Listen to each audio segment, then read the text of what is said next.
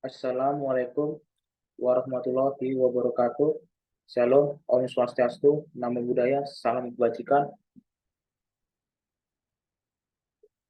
Perkenalkan, nama saya Yosua Apriando Sialagan dengan NIM B1B1220001. Di sini saya akan menjelaskan materi terkait dengan pengelolaan keuangan negara Indonesia dengan dosen pengampu Bapak Alfa Beriansa, SIP MIP.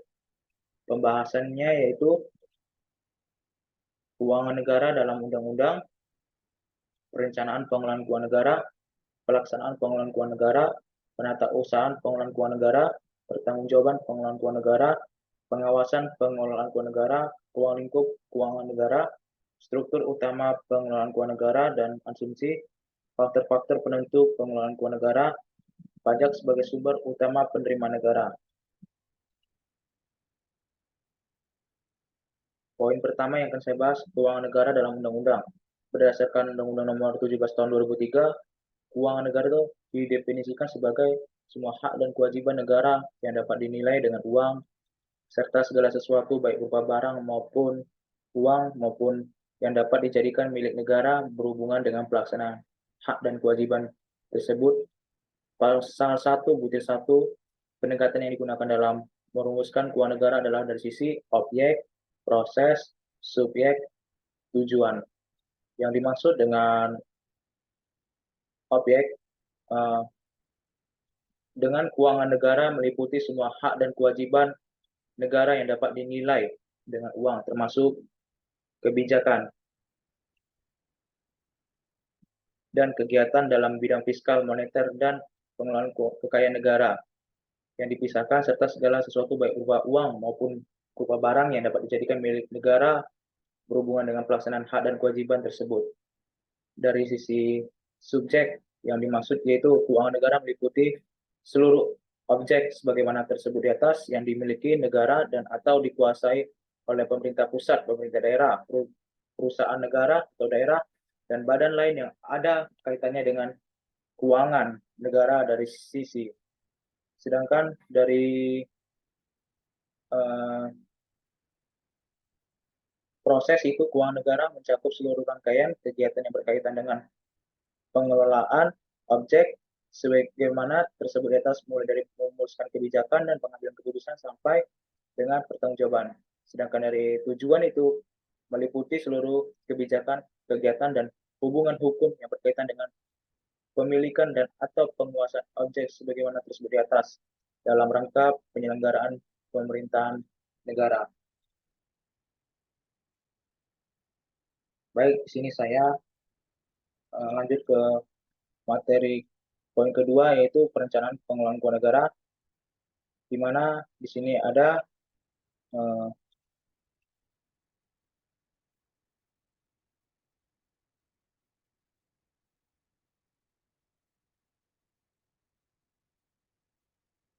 di sini ada RPJP.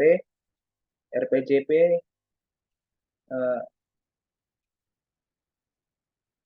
itu maksudnya perencanaan makro politis berwawasan 20 tahun dan memuat visi misi dan arah pembangunan jangka panjang yang selanjutnya dapat digunakan sebagai pedoman penyusunan rencana pembangunan jangka menengah daerah. Sedangkan RPJM, rencana pembangunan jangka menengah daerah, yang merupakan dokumen perencanaan pembangunan daerah sebagai landasan dan pedoman bagi pemerintah daerah dalam melaksanakan pembangunan 5 tahun. Yang dimaksud dengan RKP adalah rencana kerja pemerintah, yaitu dokumen perencanaan pembangunan nasional untuk periode 1 tahun yang dimulai pada tanggal 1 Januari dan berakhir pada tanggal 31 Desember. Selanjutnya ada KUA. KUA adalah dokumen yang disusun oleh sekretaris daerah dan disampaikan kepada kepala daerah sebagai acuan awal dalam penyusunan APBD. KUA itu menguraikan visi misi, program, dan kegiatan yang menjadi prioritas pemerintah daerah dalam jangka waktu tertentu, biasanya untuk 1 tahun anggaran. Selanjutnya ini ada PPAS. yaitu dokumen yang merinci alokasi anggaran yang dialokasikan untuk setiap program dan kegiatan yang tercantum dalam KUA. PEPAS menjadi paduan panduan bagi lembaga legislatif dalam pembahasan dan pengesahan APBD. PEPAS juga mencakup sumber pendanaan untuk setiap program dan kegiatan yang dapat berasal dari pendapatan asli daerah, dana perimbangan, dan lain-lain.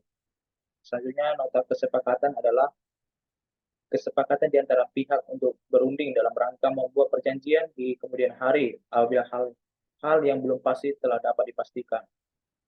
Nota kesepahaman bukanlah kontrak. Kontraknya sendiri belum berbentuk. Dengan demikian, nota kesepahaman tidak memiliki kekuatan mengikat. Akan tetapi dalam praktik bisnis ia sering dipandang sebagai kontrak dan memiliki kekuatan mengikat pada pihak yang menjadi subjek di dalamnya atau yang menandatanganinya. Walaupun dalam praktik bisnis, nota kesepahaman sering dipandang sebagai kontrak dan memiliki kekuatan mengikat pada pihak yang menjadi subjek di dalamnya atau yang menandatanganinya, namun dalam realitasnya, apabila salah satu pihak tidak melaksanakan substansi nota kesepahaman, maka pihak lainnya tidak pernah menggugat persoalan itu ke pengadilan. Selanjutnya, pedoman penyusunan, di mana pedoman penyusunan RKA, SKPD, atau KL adalah adalah suatu pedoman untuk menyusun rancangan kerja anggaran yang berisi rencana pendapatan, rencana belanja program, dan kegiatan SKPD. Selanjutnya ini ada RKA SKPD yang dimaksud adalah dokumen perencanaan dan penganggaran yang berisi rencana pendapatan, rencana belanja program, dan kegiatan SKPD serta rencana pembiayaan sebagai dasar penyusunan APBD. Selanjutnya RAPBN. RAPBN adalah rencana anggaran pendapatan dan belanja negara. Selanjutnya ini ada APBN, di mana APBN yaitu anggaran pendapatan dan belanja negara, yaitu rencana keuangan tahunan pemerintah negara Indonesia yang disetujui oleh Dewan Perwakilan Rakyat, dan dalam APBN berisi daftar sistematis dan terperinci yang memuat rencana penerimaan dan pengeluaran negara selama 1 tahun anggaran. Selanjutnya, pelaksanaan pengelolaan keuangan negara.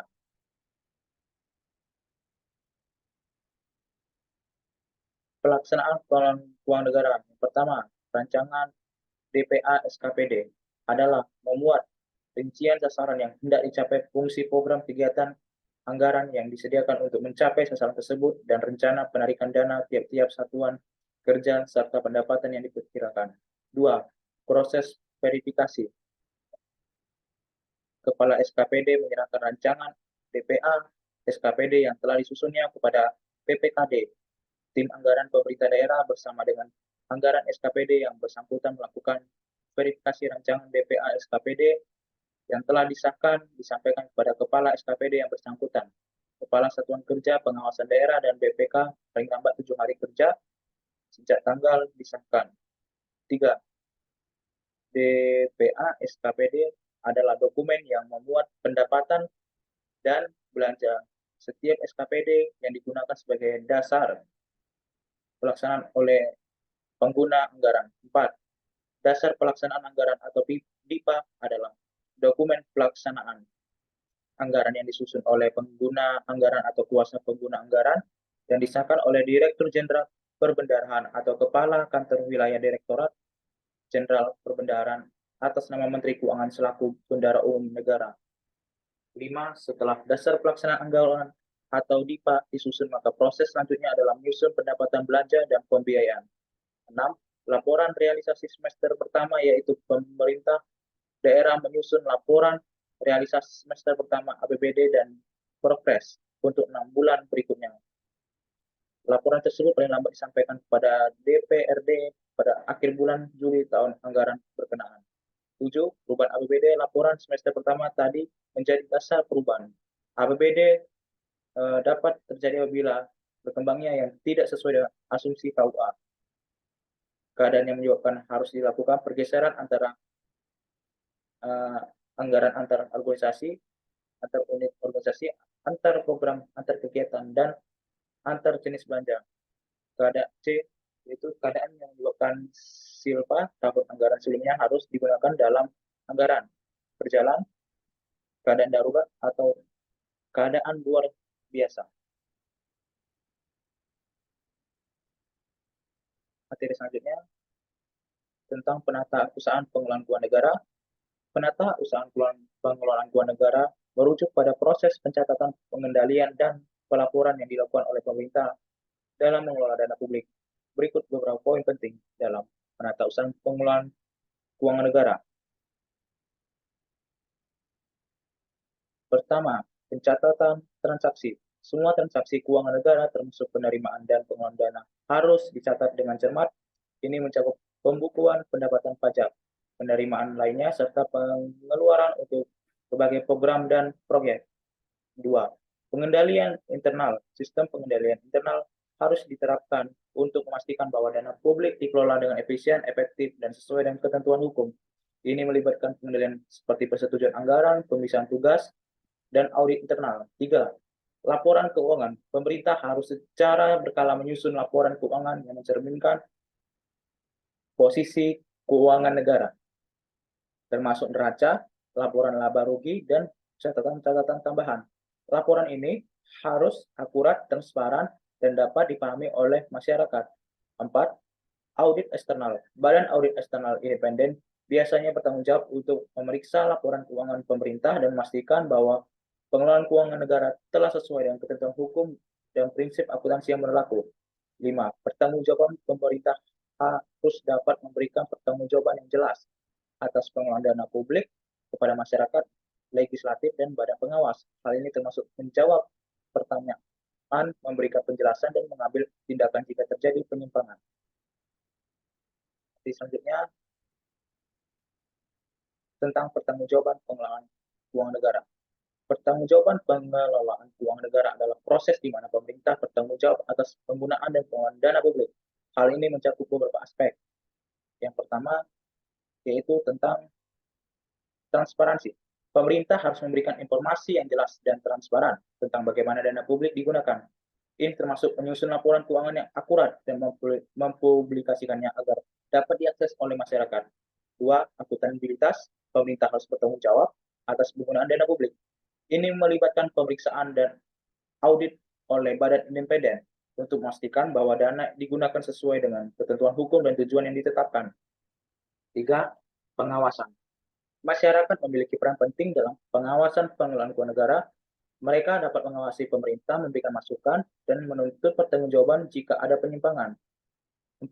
Penegakan hukum. Jika terjadi penyalahgunaan dana publik, hukum harus ditegakkan dan pelaku harus diadili sesuai dengan hukum yang berlaku. Materi yang selanjutnya mengenai pengawasan pengelolaan keuangan negara. Pengawasan pengelolaan keuangan negara sendiri memiliki beberapa aspek dalam kajiannya tergantung dari subjek, objek, sifat, dan ruang lingkup pengawasannya. Selanjutnya kami bahas lebih lanjut.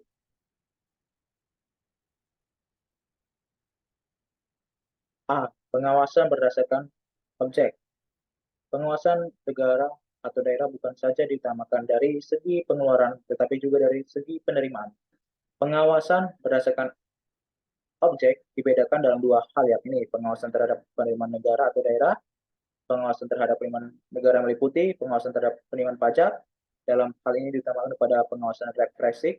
Pengawasan penerimaan pajak dilakukan oleh Fikus dan atasan terhadap wajib pajak atau wajib pungut sesuai dengan undang-undang perpajakan. Pengawasan ini dilakukan dengan meneliti terhadap semua setoran wajib pajak, baik dari setoran wajib pajak perorangan ataupun setoran wajib pajak badan yang telah disetorkan pada kas negara.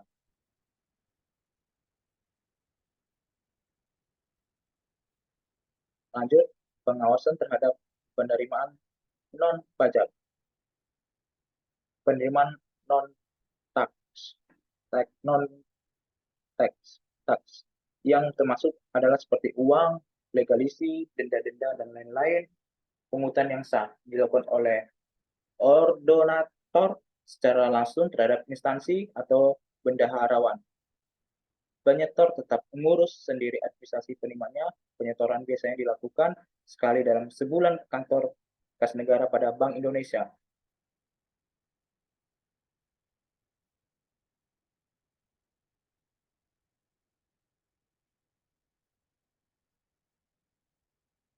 Pengawasan menurut ruang lingkup. Eh,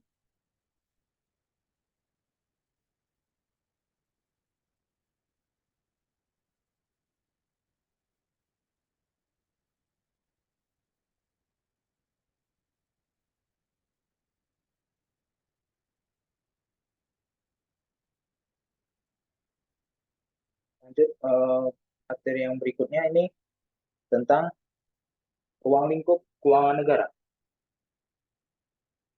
Di sini ada objek, ada subjek, proses, dan tujuan.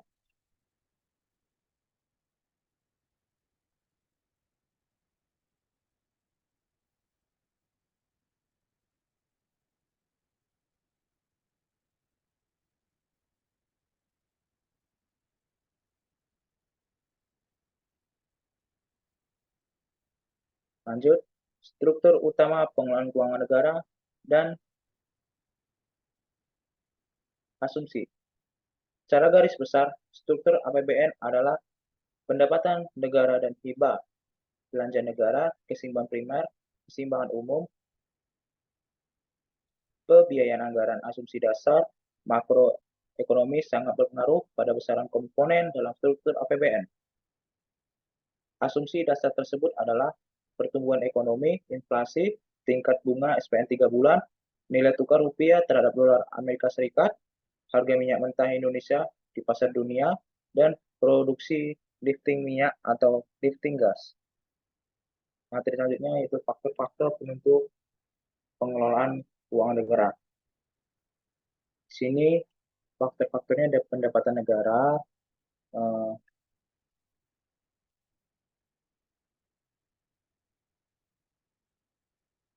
ada belanja negara, dan pembiayaan.